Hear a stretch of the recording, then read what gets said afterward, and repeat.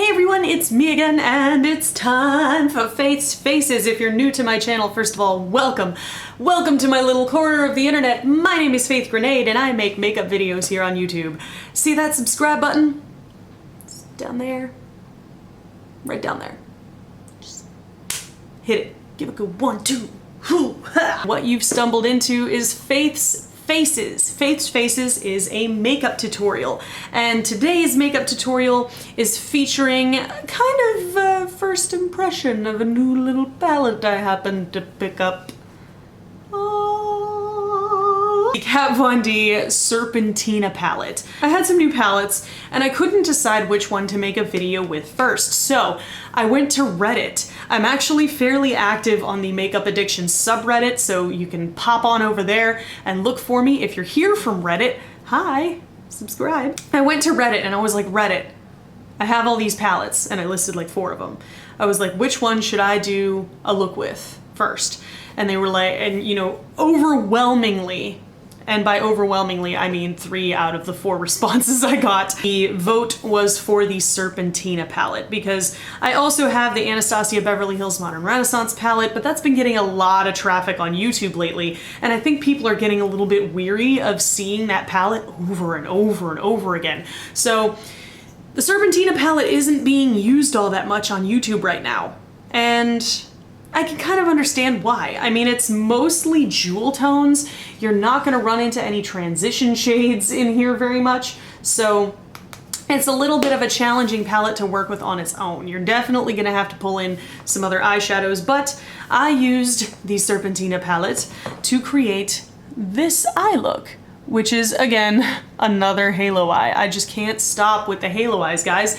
Ever since I found out how to make it work for my deep set eyes, I've been addicted to this eyeshadow shape. It's just so interesting and so compelling. And I'm also going to demonstrate to you guys a bunch of different lip colors. More specifically, 4 different lip colors. And I'm gonna demonstrate to you, I'm gonna try each one on camera, and I'm gonna demonstrate to you guys just how much the mood of a makeup can change depending on what lip color you choose to go with it. So, without further ado, if you wanna learn how to get this lovely golden green halo eye and see a bunch of different lip colors with it, then just keep on watching, baby. Hi guys, okay, let's go ahead and get to it.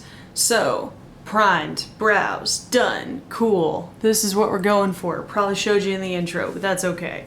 First, I'm obviously going to bring some matte shadows into the party because this palette has no mattes. Well, it has 2 mattes, but neither of which really went with the look today. So I'm going to take that guy right there in the middle on the warm side of the Smashbox Photo Matte Eyes palette.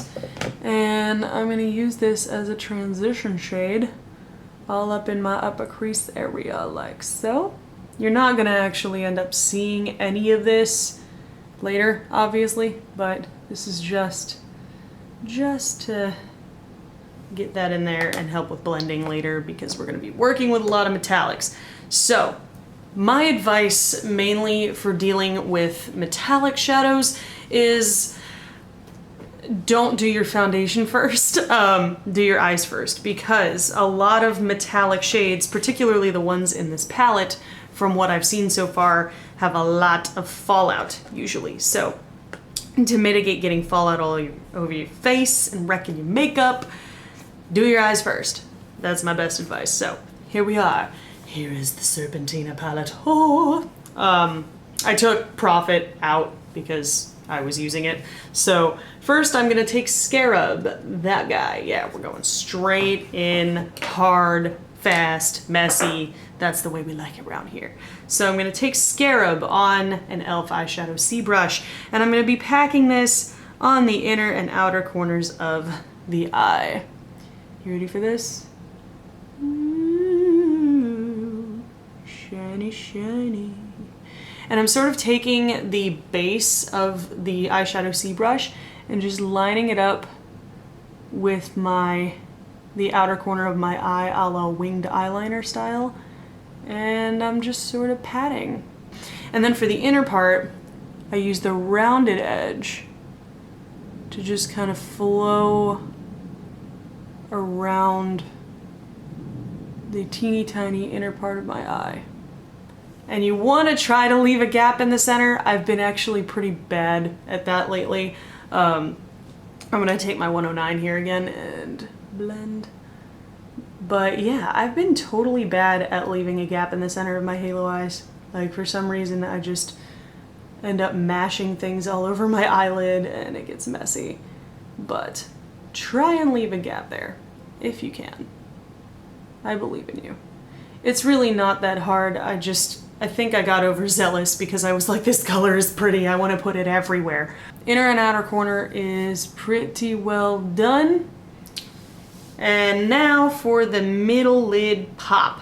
Initially, and I'm going to do the same thing I did off camera just to give you guys an idea into my thought process, and just in case this happens to you at any point. Initially, I wanted to use Medusa, which is this shade right here, this kind of antiqued taupey gold shade. I don't know, it's like an old gold and I really enjoyed it. So I wanted to use it and I went ahead and packed it on my finger and patted it on the center of the lid. Now right away, you're gonna notice a little problem. What's wrong with this picture? Well, what's going on here is that this shadow isn't quite bright enough to cover over the green that I have going on and to pop as a center lid for a halo eye. So you see everything just kind of gets muddled and the shape kind of gets fucked up and you're like, oh no, what am I gonna do? It's okay. You just need to use a shadow that has a little bit more bang to it. And there's certainly a lot of colors in this palette that have plenty of bang. Now, you could totally use Hieroglyph, this copper shade in here. That would totally work. But I thought, what a good time to use the pigment Prophet. And I didn't use a mixing medium with this at all. And look how bright that is. Like, gorgeous. So I knocked a little bit of Prophet into the sifter here. And I'm just taking my eyeshadow C brush, tapping it into Prophet, tap off the excess, and then go over where you put that. And you see how much better that is? Yeah. So sometimes shadows will not perform the way you expect them to. You know, sometimes two shadows just won't get along very well, or they'll get along a little too well for your purposes.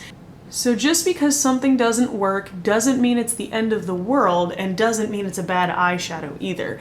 It might just not work for that purpose, and that's totally fine. So now at this point, I'm not really taking any extra scarab at all. I'm just going to use what's left over on my brush, and I'm going to pat between the edges here.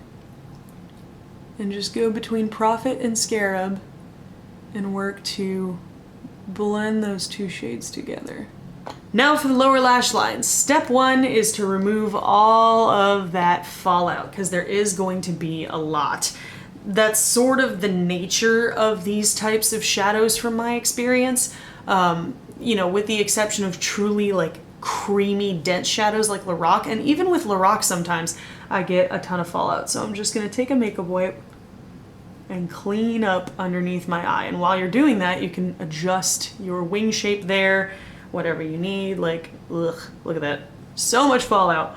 But I mean, for me, like, you know, some people, when an eyeshadow has fallout, they're like, ugh, total deal breaker. But for me, it's not that big of a deal. Like, of all the problems for an eyeshadow to have, fallout is one of the more manageable ones. Like, I would rather have a shadow that has some fallout, but that's super pigmented on the eyes, than to have a shadow that has no fallout at all, but also has no pigment. Now I'm going to mimic what I did on the upper lid on the lower lash lines. So we're gonna take Scarab on this Real Techniques accent brush. This is one of my favorite brushes to use on the lower lash line because it's small enough for my teeny tiny eyeballs. And we're just gonna run this, connect it up to the upper part, and bring that out a little bit.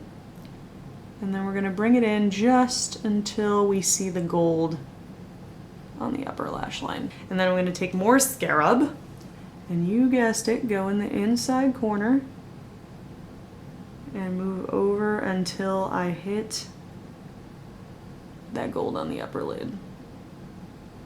Bam. So we're not gonna fuck with Medusa anymore. We're just gonna go straight into Prophet for the middle part of the lower lash line. And this, in my mind, like you could just take a dark shadow and sweep it all the way under the lower lash line. But in my mind, this particular step is really what sells the halo eye for me. Like it's what takes it from, you know, oh, that's a really cool smoky eye to, whoa, that's different. I'm gonna be reviewing this Serpentina palette at some point. I do want to use it more because technically, if you want me to let you in on a little secret, this is the first time I'm using this palette. I wanted to go ahead and do it on camera just so you guys could kind of catch any problems that I ran into. But I am gonna be reviewing this palette. But this Prophet pigment reminds me of one of my favorite gold pigments of all time. And I can't find it right now, but I'm gonna have to dig it up and see if they're as similar as I feel like they are, because they look really, really similar. Anyway, you probably know what loose shadow I'm talking about, but mum's the word. I'll figure it out. I realized that I needed a little bit of depth, so I'm gonna take this no-name e.l.f. brush, it's like pencil brush, and I'm going into the black of the Smashbox palette. This Serpentina palette does not have a black, but I really don't mind that at all because I don't need a black in every single one of my palettes. I have black eyeshadow. But I'm just taking that black eyeshadow, and this black isn't super pigmented, but I almost like it that way. It's more of a charcoal type color, but I like it because it makes it easier to work with. It makes it easier to blend into other colors as opposed to just being like stark dark black. So I like having a charcoal color like this for just when you, like, you don't want, you know, stark scouse black, but you just want something that's gonna deepen up whatever you've already got going on without compromising the color. So I just put a little tiny touch of black on the outside edge just to give a little bit of depth. Doesn't have to be a ton. In fact, it's better if it's a little bit, especially with black. You want to start light and go in layers, building up to the opacity that you want. So for liner, lashes, and mascara, world's your oyster. For liner, I'm going to be using my L'Oreal Lacquer Liner in Black is Black. Love that stuff, really easy to work with. Just going to do a clean line right across the upper lid. Not going to do a wing at all today. And I'm also going to put a little bit in the waterline here toward the outside edge, just to deepen that up and connect it to the upper lid. And then for mascara, same as always, I'm going to be using my CoverGirl Supersizer mascara. And then for lashes, I'm going to be using Ardell 120s so we can still see the shadow look. So I'm going to do that, and I'm going to do the rest of my face, and then I will be back to figure out some lips for you guys. What's up, you guys? I'm back, and I am flawless once again. Don't mind if you hear some noise in the background. My neighbors have kids, and they're like screaming on and off. But I'm just going to give you guys a quick rundown of what I used on my face. For my foundation, I used the Atomic Cosmetics Spackle foundation in Hunty as always. I love this stuff forever. You guys know that already. For blush and bronzer and contour and such, for bronzer, I used the Lorac Take Me to Tantigo palette, which I absolutely adore. Awesome bronzer palette if you're looking for one. For contour and blush, no surprise here, I used the Lunatick Labs contour palette. I used this blush right here and a mixture of that contour shade and that contour shade on my cheeks just to carve some things out. Went pretty dramatic with that, believe it or not. And then for highlight, I used once again the Anastasia Beverly Hills Sundipped Glow Kit. I attempted to use, because this color is just so cool, I attempted to use Tourmaline, which is this color right here, on my cheeks. It worked okay, but I feel like it's a little bit deep for me, so I also mixed in a little bit of Moonstone, this one right here next to it, just to brighten things up a little. Are we glowing? What do we think? Are we glowing? kind of a subtle glow today. When you have a set of dramatic eyes like this, what do you do for lips? There's a couple of different things you could do. Usually, according to renowned celebrity makeup artist, rest his soul, Kevin Aquan, he advised to divide your face in half this way. And then you're gonna run into, you know, you wanna balance the top half and the bottom half. That's the goal. So you can balance things in a number of different ways. You could either do a dramatic eye and a dramatic lip, so they bounce off each other and then keep the face very soft. You could do a dramatic eye and a soft lip, like a nudie color lip, just to like play up the eyes as opposed to lips, keep things balanced. Or you could do a soft eye and a dramatic lip, or soft on both sides. So bunch of different options here. Try a bunch of different lip colors here on camera so you guys can see firsthand how each lip color changes the overall feel of the look. So the first color I am going to put on is Jeffree Star's Gemini. Gemini is like a warm, sort of terracotta nude color. I think that's how he describes it. So I'm gonna slap this puppy on. And there you go, there is Gemini. So you can see it's actually slightly, it pulls a lot more colorful on me than it usually does on people that I've worked with. This is definitely a nude for someone with a warmer skin tone, whereas mine has gone, it used to be a lot warmer, but now it's gone a little more neutral as I've avoided sunlight. But it's a lot more pink on me than it is on other people.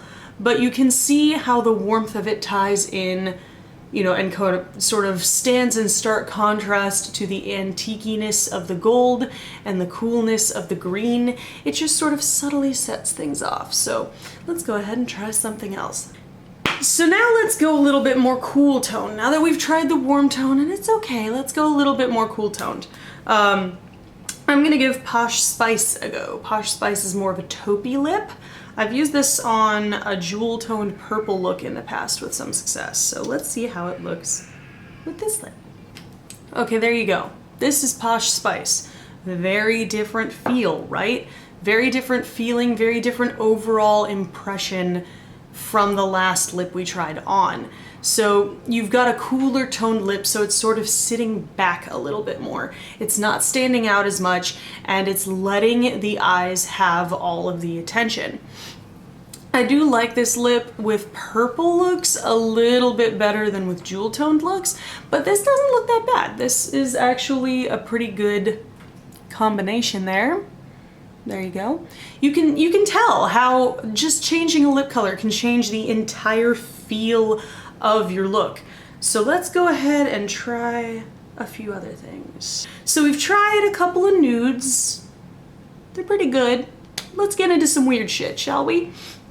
I'm gonna go ahead and try out Dirty Money. I'm not sure how this is gonna look. I feel like it's either gonna look really good or really, really bad, depending. But I don't know, the green, the jewel tone green in this look has some cool tone qualities, so we'll see how this goes. I don't know, it definitely doesn't match, but it brings an entirely different vibe to the look, you know what I mean? Whereas before I was feeling very like snake-like, very reptilian vibes from these eyes. Now that I've got Dirty Money on here, it really reads a lot more like a bank vault or something. You know what I mean? I know I'm sounding really fucking crazy right now, but you get what I'm saying. It's just another example of just how quickly the mood of a look can change depending on what lip color you use. Now with Dirty Money, I love the formulation of this lipstick and I love the color, but most of the time when I use it, no matter what look I'm using it with, I can't tell whether it looks good or bad.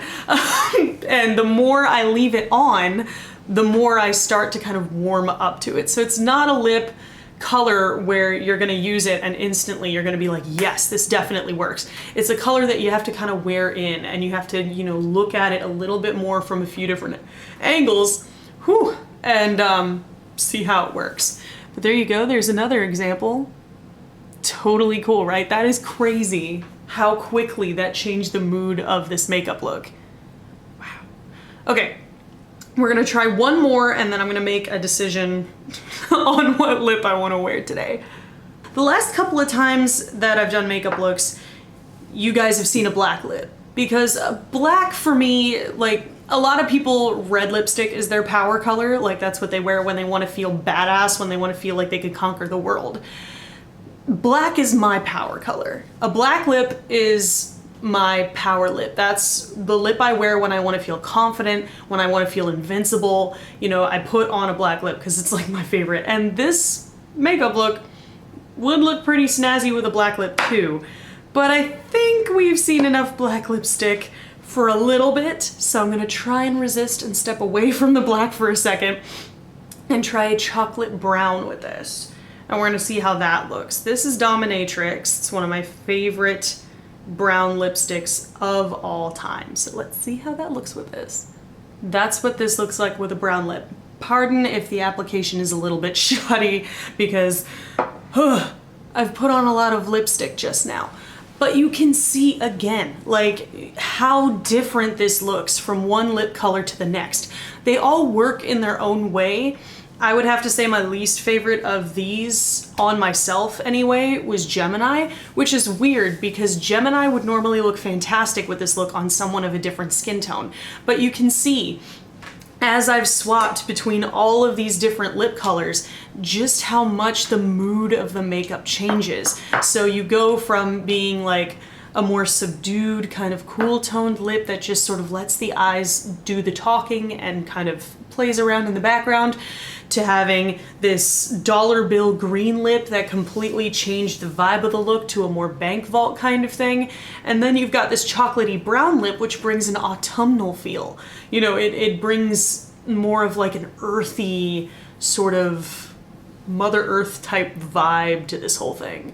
You know what I mean? Am I making sense? Like, it's amazing to see just how much a makeup look can change if you just do something as simple as changing the lip color or the shape of the lipstick that you are applying. In this particular one, I overdrew the bottom part of my lip a small bit just to bring my lips forward a little more, and then I emphasized the Cupid's bow a tiny bit more to create a bit of a pout, like a 1920s kind of pout. So I'm gonna go ahead and make a decision about exactly what lip I want to wear out today, and then I will get right back to you guys. I think we're gonna go with some bank vault vibes today for now. I will probably end up changing my mind and changing my lip color as the day goes on, but that's just the way I am. For now, I really like the way that this is communicating to me at the moment. So, I hope you guys have found this video interesting. I'm trying to educate more on the different facets of makeup, not just in terms of application, but in terms of like the nitty gritty and the juicy like makeup theory of sorts, of like the why as opposed to the how, because a lot of people already know how to do their makeup really well. It's the why that a lot of the time you ask, like, why do you combine this color with this color? Why do these colors work together? Why, you know, why are you doing the things you're doing the way you're doing them? So I'm trying to let you guys in a little more on that. Let's do some awkward posing. Awkward posing. Looking down. Looking forward. Looking fierce. I hope you guys found this video helpful. I know it's probably going to be a little bit on the long side, but I really wanted to include a lot of informative type stuff, make my tutorials a little bit more dense in information, and give you guys a little insight into my thought process in hopes that it will help with your thought process when you're getting creative with your makeup too. And that's just it, dude. Makeup washes off. Like, that's the great part about it. If you fuck up, you can just wipe it off and start all over again. So that's you guys' homework. The next time you do your makeup, play with it. Experiment with a color combination that you never normally would have done before. I hope you guys found this video helpful, entertaining, or interesting, or whatever. If you did, there's a button for that. Spank that like button in the butt. You know it deserves it. And if you want to see more from me, subscribe and become a member of the Faithful today. I put out new videos every Sunday. Thank you guys so much for joining me today. Take care, and I'll see you in the next video. Toodles!